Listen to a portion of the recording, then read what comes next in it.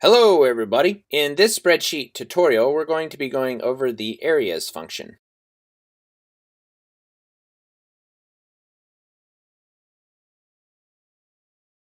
Before we get started, just notice real quick we have 11 sets of data here, and each set is titled. So here we have dataset 1, dataset 2, all the way to dataset 11.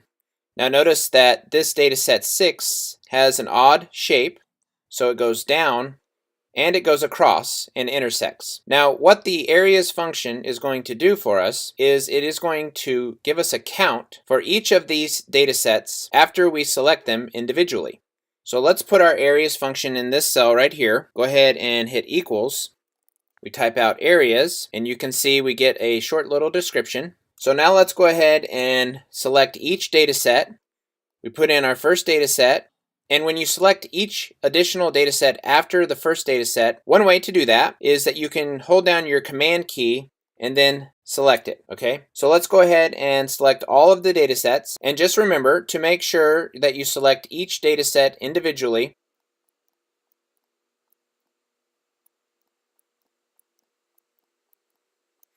Okay, so you can see here in our formula, we have selected all of those data sets and they are separated by commas. Now, if we go ahead and close this out and hit return, we're most likely going to get an error. But let's go ahead and hit return and then we'll show you how to fix that. Okay, so you can see you get an error. Now what you want to remember to do is you want to put in an extra set of round brackets. Okay, so currently we just have one set of round brackets. To fix that error, we're going to put in another set there. And there, now we can hit return, and you can see we get the correct count of 11 because we selected 11 separate or individual data sets.